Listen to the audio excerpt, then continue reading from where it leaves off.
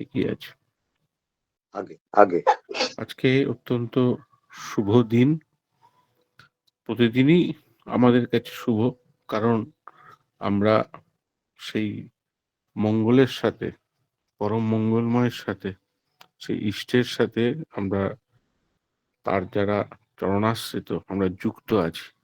সুতরাং আমাদের অমঙ্গল সাময়িক এলেও সেটা আমরা মঙ্গলে কনভার্ট করতে পারি, কারণ আমাদের সাথে যে পাওয়ার হাউসের সাথে আমাদের পাওয়ার ব্যাংক, আমাদের নিষ্ঠা রজ্জু, সেই তার ওয়্যার হাউস, যে পাওয়ার হাউসের সাথে কানেক্টেড আছে, সেটা স্বয়ং অষ্টাদশ স্তরের সর্বশক্তিশালী নাম, সেই বীজ নাম আমরা পেয়েছি ঋত্বিক দাদার মাধ্যমে।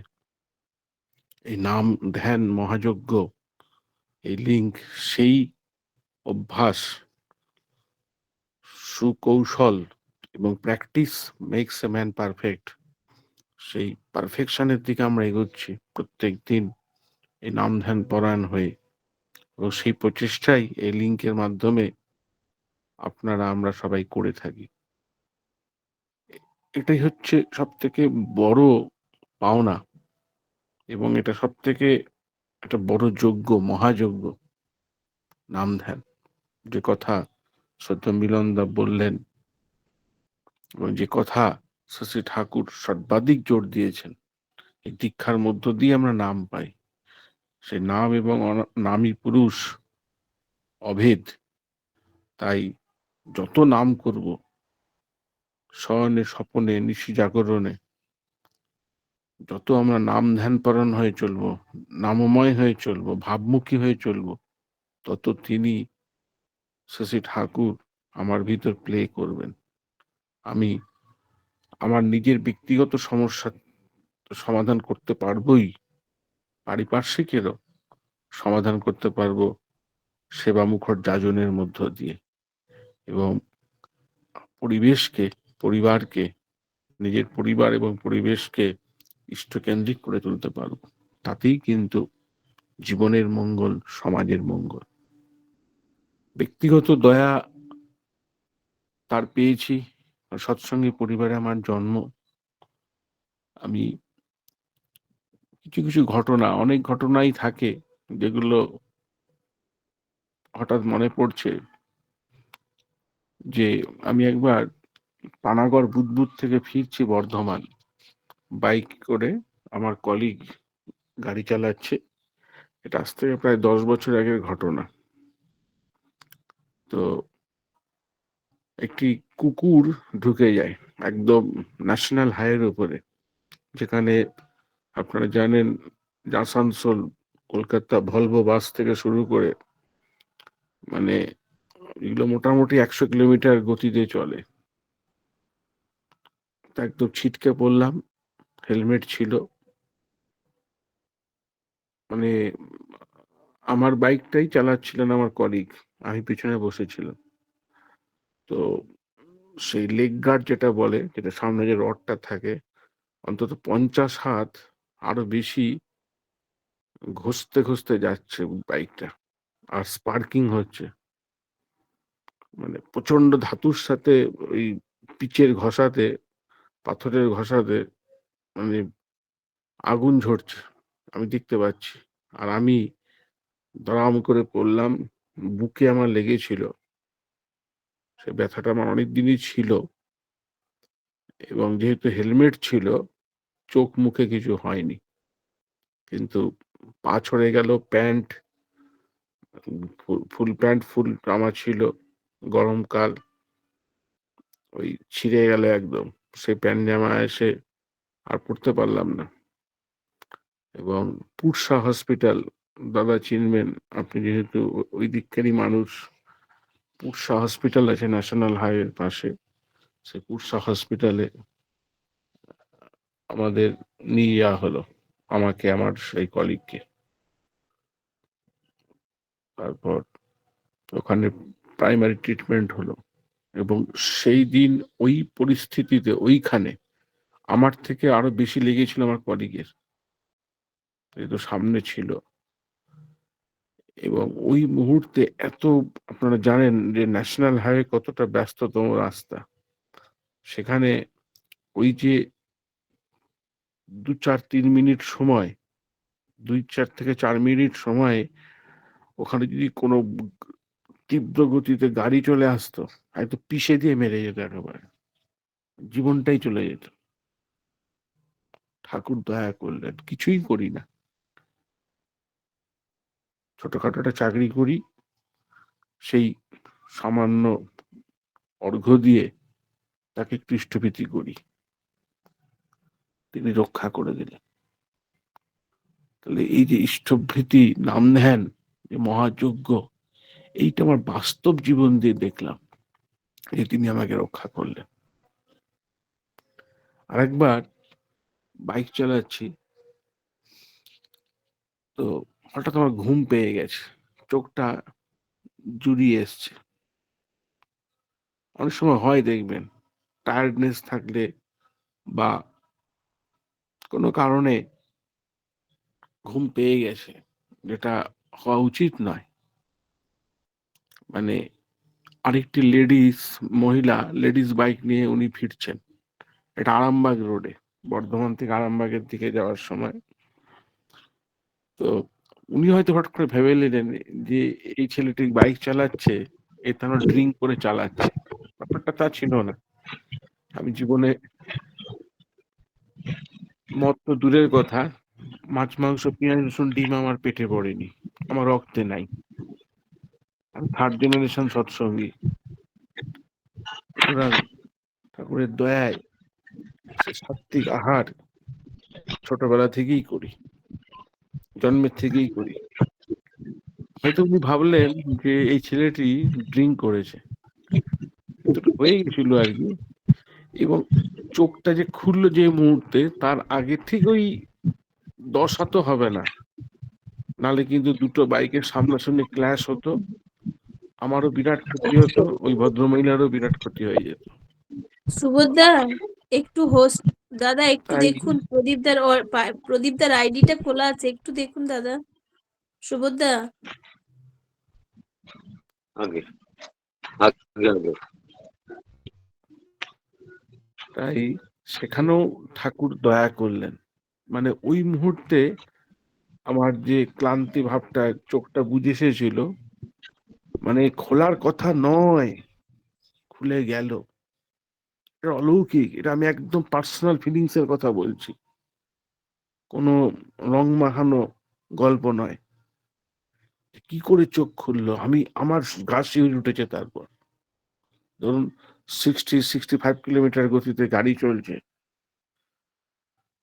সেক্ষেত্রে মানে ওই মুহূর্তে তিনি জাগিয়ে দিলেন।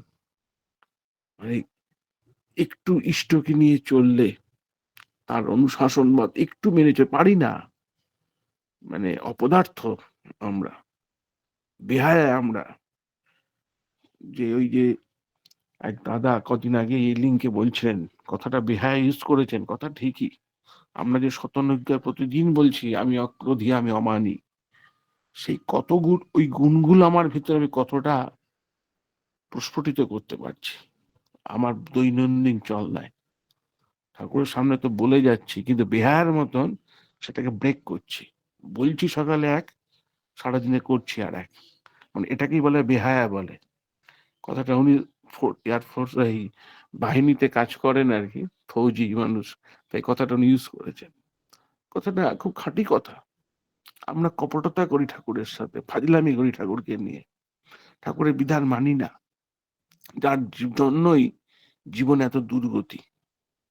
তার কথাগুলো যদি বাস্তবে মেনে চলি, অকপট হয়ে মন প্রাণ সঁপে দিয়ে যদি ইষ্টকে ভালোবাসি, তার পথে চলি, তিনি পদে পদে রক্ষা করেন। কত ভুলে ভরা জীবন আমার, তবু তিনি রক্ষা করে চলেছেন। এই গেল ব্যক্তিগত। তারপর আমি ব্রাহ্মণ সন্তান, আমার বাবা হাওড়া হুগলি বর্ধমানে নিরামিষ ব্রাহ্মণের মেয়ে পাচ্ছে না। তারকেশ্বরের পান্ডা থেকে শুরু করে রামপুরহাটের পান্ডা যারা আছেন, যে ব্রাহ্মণ প্রচুর, বিপ্র সন্তান প্রচুর, কন্যা কিন্তু নিরামিষ খেতে রাজি না। এ তো ঘোর কলি। মানে এখন বামুনের ছাওয়ালরাও মানে মাংস মদ্য গোমাংস পর্যন্ত খাচ্ছে, এমনও দেখা যায় সমাজে।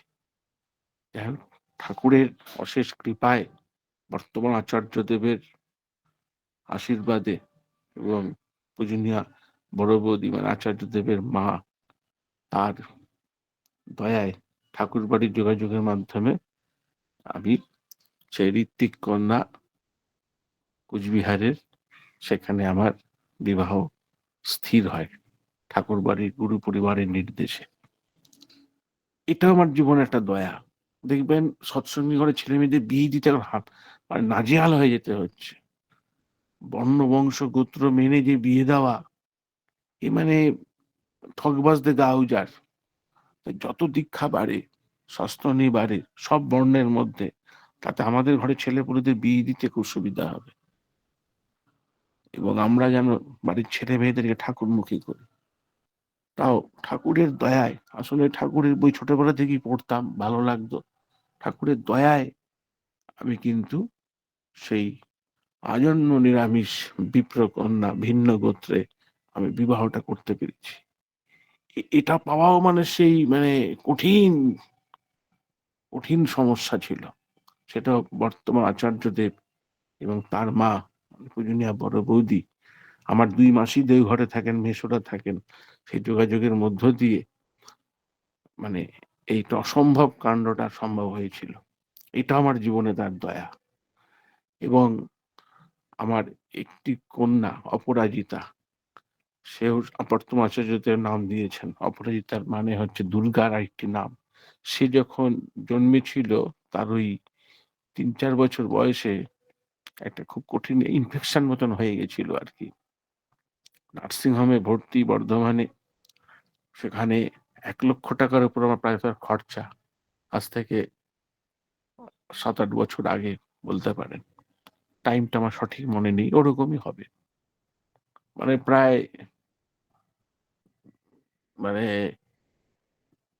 আমার বউ ঠাকুরের কাছে, বড় মার কাছে প্রার্থনা করছে যে আমাকে নিয়ে নাও, কিন্তু ঠাকুর আমার মেয়েটাকে বাঁচিয়ে দাও, দরকার হলে আমার প্রাণ নিয়ে নাও।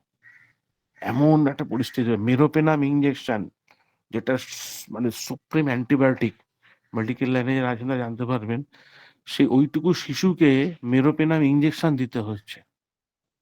মানে হাতের মধ্যে ছুঁচ ফুটিয়ে সে কাঁদছে। আমি সে সহ্য করতে পারছি না, বাড়ি নিয়ে চলে আসবো ভেবেছিলাম।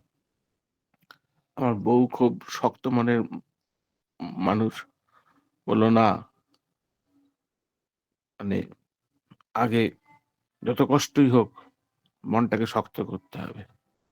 সেই আমার wife MA B.Ed gold medalist in philosophy, highly qualified মেয়ে। যাই হোক, খুব করে বড় মার কাছে, ঠাকুরের কাছে প্রার্থনা করলো, ঠাকুর বাঁচিয়ে দিলেন আমার মেয়েকে। এটাও একটা বিরাট দয়া। আমার মেয়ে এখন ক্লাস 6-এ পড়ছে, বর্ধমান সেন্ট পলসে। আমি চাই যেন ঠাকুর মুখী হয়ে ওঠে, ঠাকুর এবং বড় মার গুণাবলী তারা মূর্ত করে তুলুক। তারপর আমার একটি ছেলে হলো, ছেলের নাম সুধেন্দু, চন্দ্রের সুধা। আর আমার নাম শুভেন্দু, আমার নাম শ্রী বড়দা দিয়েছেন।